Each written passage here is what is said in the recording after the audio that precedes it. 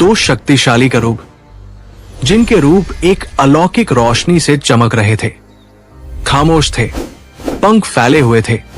जब आदम और हवा अदन के पूर्वी द्वार के पास पहुंच रहे थे, जिस द्वार का उन्होंने कभी इस्तेमाल नहीं किया, जो सिर्फ ईश्वर के लिए था, अब उनके बाहर निकलने का रास्ता बन गया है। आदम का हाथ हवा का हाथ थामे हुए था। उसके कदम ऐसे लड़खड़ा रहे थे जैसे उसकी मनमानी का बोझ उन्हें धीमा कर रहा हो। हमारी तेज तलवारें, जो कभी शांत थी, अब हमारे हाथों में मकसद के साथ जल रही थी। आदम और हवा अदन के बाहर की अनजान जगह पर जाते हुए आखिरकार हमारी नजरों से ओझल हो गए। हमारी नजर अब सुनसान रास्ते पर टिकी हुई है। वो बगावत करने के लिए बहुत ही कमजोर हो चुका है। तो फिर हम ये जलती हुई तलवारें क्यों उठाए हुए हैं? खामोशी ही हमारा एकमात्र जवाब है, जो ईश्वर के अनकहे मकसद से भरी हुई है। सदियां बीत गई, इंसानियत के भ्रष्टाचार की सड़ती हुई गूंज में भीगी हुई। हिंसा बढ़ती है, धरती खून के बोझ तले कराहती है।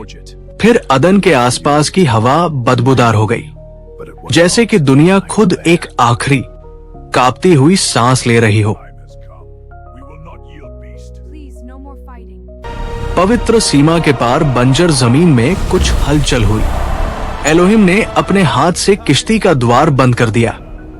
दरवाजा एक ऐसी आवाज के साथ बंद हुआ जिसकी गूंज स्वर्ग और अधोलोक तक पहुंची। उनकी उम्मीद उसी पल मर गई। ईश्वर के पुत्रों की प्रेमिकाओं ने इसे सबसे पहले महसूस किया। उनकी आत्मा में एक खोखलापन छा गया, क्योंकि उनकी उम्मीद राख की तरह पल भर में बिखर गई। उनके और उनके राक्षसी पुत्रों के लिए कोई पनाह नहीं बची,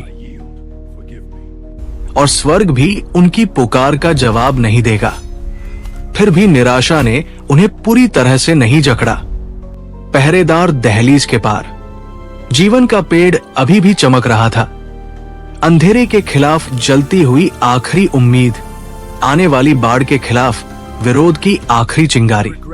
अगर वे उस तक पहुंच जाएं, तो मौत खुद ही अपनी पकड़ ढीली कर लेगी। उनके पीछे तो तबाही थी, मगर उनकी आंखों के सामने अनंत जीवन का पेड़ था। उनकी निराशा एक हथियार बन गई, जो उन्हें स्वर्ग के खिलाफ एक और ईशनिंदा वाले हमले में आगे बढ़ा रही थी। चारों तरफ से एक अजीब सी लहर उठती है, बहुत बड़ी, सोची समझी, मगर जरूरी। नेफिलिम दानव पहले गए, मरते हुए आसमान के सामने विशाल, बिगड़ी हुई परछाइयां। उनकी आंखें न सिर्फ जल रही हैं, बल्कि भूखी भी हैं। बादलों में जमा हो रही तबाही से बचने के लिए अमरता की भूखी। हर कदम धरती को चीरता है, हर सांस ऐसे भाप छोड़ती है जैसे कोई जानवर कत्लेआम को महसूस कर रहा हो। उनके पीछे उनके पिता फरिश्ते चल रहे हैं, कभी चमकते हुए, अब बदनाम। उनकी शान अब कुछ भयानक बन गई है। पंख काले पड़ गए, चेहरे मुरझा चुके हैं। शान की जगह भयानक विकृतियों ने ले ली। वे अनजान में नहीं चल रहे हैं, वे विरोध में चल रहे हैं। वे जानते हैं कि सजा उनका पीछा कर रही है, और फिर भी वे आगे बढ़ रहे हैं। स्वर्ग ने सजा सुना दी है, और उन्होंने आखिरकार फिर से बगावत को ही चुना है। वे एक दहाड़ती, हमलावर भीड़ में आते हैं, एक जिंदा घेराबंदी का समूह जो अदन की पवित्र सीमा को तोड़ने के लिए बेकरार है।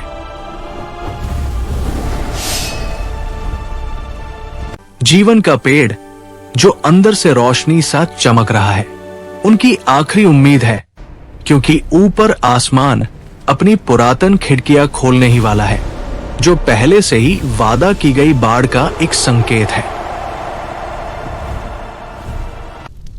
पहला करूब इस अपवित्र गठबंधन को देखकर आखिरकार समझ जाता है, अब मैं जान गया हूं कि ये तलवारें आदम के लिए कभी बनाई ही नहीं गई थी। अपनी कमर कस लो, उन्हें कोई रहम मत दिखाना। हवा उनकी तैयारी से चमक रही है। दानवों की बेचैनी भरी दहाड़ करूबों के नेक गुस्से के साथ मिल रही है। अदन के बिल्कुल किनारे पर एक भयानक टकराव।